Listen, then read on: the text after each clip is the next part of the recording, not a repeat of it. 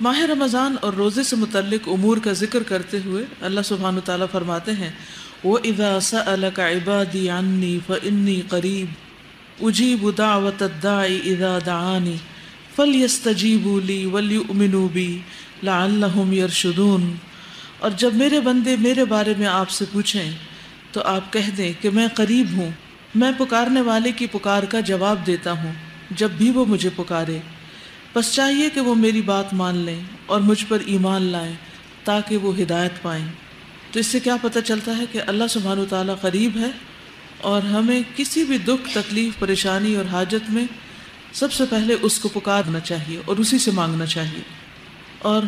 ہر حال میں مانگتے رہنا چاہیے، لیکن خصوصاً رمضان میں،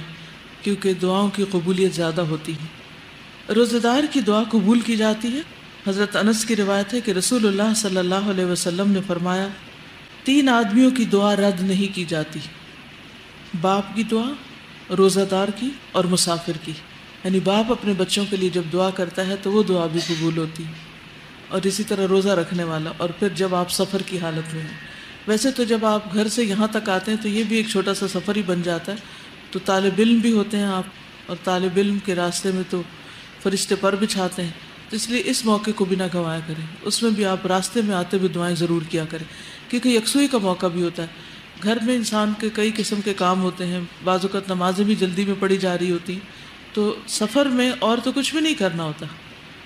زیادہ سے زیادہ ہم جو ساتھ بیٹھا اس سے کوئی چھوٹی موٹی بات کر لیتے ہیں، اور اگر چھوٹی موٹی کرتے بھی ہیں تو اس کو بھی تقسیم کر لیں، کچھ وقت اپنے سفر کے ساتھیوں کے ساتھ اور کچھ وقت اپنے رب کے ساتھ بات کرتے ہوئے گزاریں۔ اور اگر آپ خود ڈرائیو کرتے ہیں تو گاڑی میں کہیں لکھ کے لگا دیں تاکہ بیٹھتے ہی آپ کو یاد آ جائے۔ اگر آپ پبلک ٹرانسپورٹ پر سفر کرتے ہیں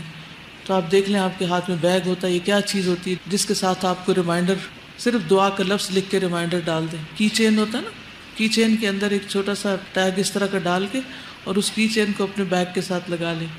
تو اس سے کیا ہوگا کہ جو ہی آپ بیٹھیں گے بیگ گود میں رکھیں گے تو دعا سامنے آ جائے گا لفظ، اور آپ کو یاد آ جائے گا۔